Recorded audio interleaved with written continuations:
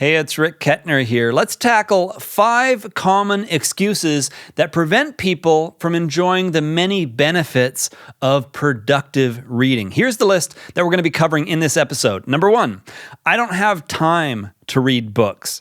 Number 2, I prefer podcasts, videos, or articles. Number 3, the ideas in books are old or outdated. Number 4, I don't know of any good books to read. And number 5, I've tried reading, but it's just not for me.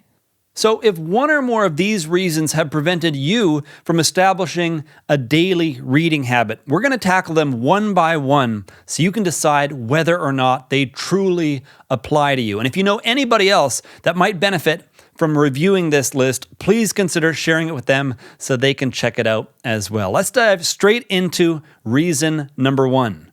I don't have time to read books. This is one of the most common explanations, and it makes some sense because people today are busier than ever. They've got all kinds of things going on, they're stressed, they're overwhelmed, and the idea of adding one more thing to their schedule with a daily reading habit might seem like it's impossible. Even if it could benefit them in some way, it just doesn't fit. They don't have enough time. But what this perspective really lacks is the understanding that reading a relevant and helpful book that ties into something that you're setting out to achieve can actually save you a significant amount of time.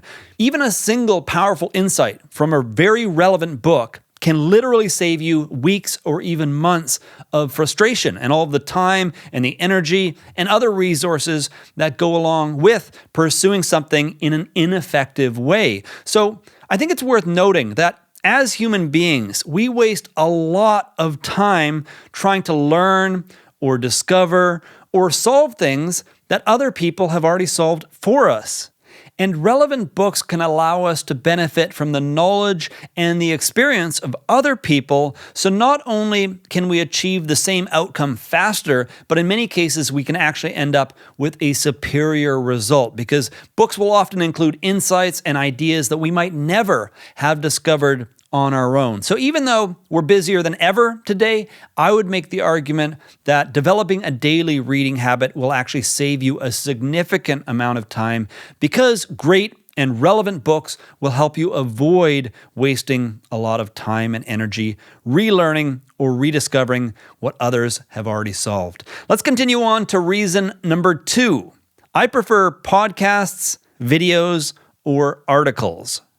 Perhaps you like the idea of learning from others, but you simply don't think that books are the right tool for you to do that most effectively. A lot of people today seem to favor formats like videos and articles and podcasts with the idea that they're a little bit more casual, they're shorter, they're more convenient. And so many people seem to believe that these are the future of education, and that if you want to keep up with things today, that these formats are the best way that we can learn and get a deeper understanding of new trends and new ideas out in the world. Unfortunately, these alternatives really fail when it comes to deep knowledge and, most important of all, retention. So just because something is convenient doesn't necessarily mean it's good for you. And in many ways, I would argue that these alternative approaches, while they certainly can be helpful in certain situations, they're the fast food of education. They can be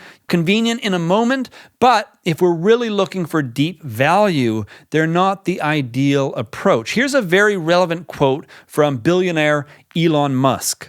"It is important to view knowledge as a tree. Make sure you understand the fundamental principles before you get into the leaves, or there is nothing for them to hang on to." A great book allows the reader to establish a mental scaffolding around an idea. So they have a better lay of the land and they understand how different pieces of information all connect together to form a more complete picture. And so if retention is important, and if you want to have a deeper understanding of not only interesting ideas, but how they relate to a larger world, reading a book is one of the most effective ways to gain a deeper understanding of a topic. And by reading a relevant book, this actually enhances our ability to take in additional information using some of these alternative formats. So after you've read a really great book on a subject and you've established context and you have a better understanding of that idea, well, after that, going and watching videos or reading articles or listening to podcasts can allow you to build on that solid foundation and take your understanding of the subject a little bit further. Let's continue on to reason number 3. The ideas in books are old or outdated.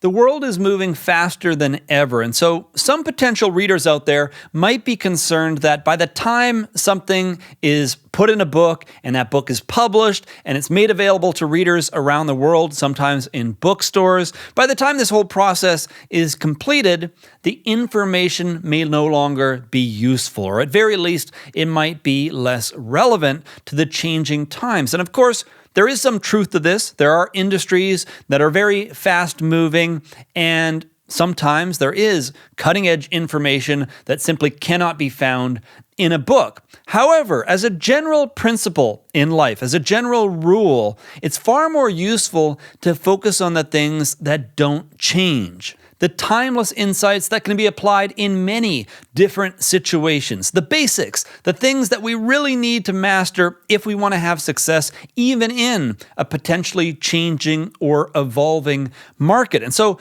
one of the advantages of books is that, generally speaking, they tend to focus on the timeless lessons, the things that are as relevant today as they were years ago, or even in some cases, decades ago. Books tend to focus on the things that are going to be relevant today and well into the future. And again, generally speaking, it's these kinds of timeless insights that have the greatest overall impact when it comes to achieving the things that are most important to you. Let's continue on to reason number 4. I don't know of any good books to read.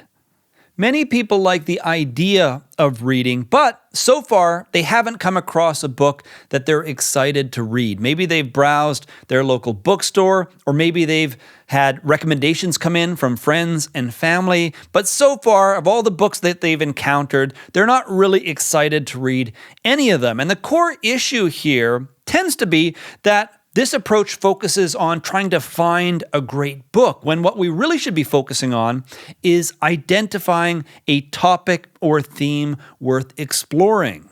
Now, I have a separate episode that really focuses in on how to choose a really great book, but the short version is just 2 very simple steps. Number 1, start by identifying a clear challenge or opportunity that you're excited to take on, whether it's in your business life or your personal life. What is a challenge or opportunity that, if you were to see meaningful and rapid progress in that area, that would be an exciting result for you? Start by identifying that topic or that theme. And then step number 2 is to find relevant books that are recommended by other people that have already achieved what it is that you're setting out to achieve. Either they've already achieved that final result, or at very least, they're further along the path than you are, and they can offer up a relevant recommendation of a book that can help you make progress. This approach is very important because at the end of the day, if you find the right book, you're going to be far more excited to read it. You're going to be much more interested in the topic. And as a nice benefit here, when you choose a book that is highly relevant to a challenge or an opportunity that is important to you, you're going to have an immediate opportunity to apply everything that you're reading. And this tends to help with long-term retention. Let's continue on to the 5th and final reason. I've tried reading, but it's just not for me. Some people have made a real effort to get into reading, but for one reason or another, it's just not for them. And in some cases, this might come down to what we talked about with reason number 4, where they just haven't identified the right book, but this isn't always the case. Some people like the idea of reading. They even have identified a book that they'd be excited to read, but they simply do not enjoy the experience of sitting down and reading long-form text-based content. And so If this is you for any reason, there is fortunately a very strong alternative option, and that would be audiobooks. You get access to the same great content, but in a much more convenient and flexible format because there's a professional narrator that reads the exact same content to you in audio form, and you can listen to it in multiple speeds. And not only is it more convenient, but it also makes it far easier to fit reading into a busy schedule.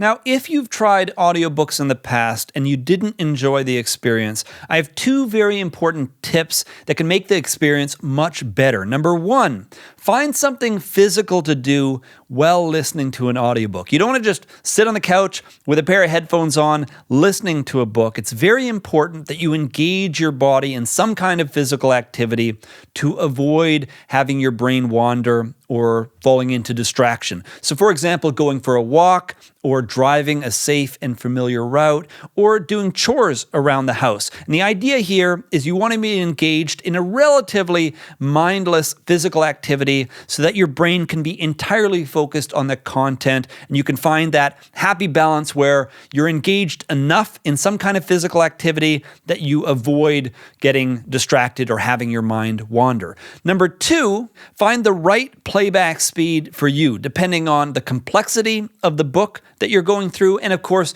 the default speed of the narrator. You might find it advantageous to either increase or decrease the speed of the audiobook. And the goal here is to find that perfect balance where the book speed is not too fast, not too slow, but your brain can just lock in on the content and be entirely consumed by what the narrator is saying, rather than having it be at a speed where your mind starts to wander or you start to lose track of what's being said, and suddenly you're not really in a flow state anymore. So when you combine these two tips, you really want to have something physical that you're doing, and you want to find that perfect speed so that you can fall into a state of flow where you're just enjoying the content of the book without distraction. Anyway, that's it for this list. If you are interested in getting into reading, then I recommend that you check out my follow-up episode on how to start a daily reading habit. It covers 3 practical tips for not only how to start a habit, but also how to maintain it over time. And if you're interested in reading about business-related topics like entrepreneurship, digital marketing, business strategy, product management, or even leadership, I do have dedicated reading lists that cover my favorite books on those topics and several others. And you can find links to those in the description box down below. But that's it for this episode. If you have any questions or comments about anything that we covered here, let me know down in the comment section. And if you're interested in more content like this in the future, I recommend that you subscribe or follow my updates on social media. Thank you for tuning in, and I look forward to connecting with you again in the future.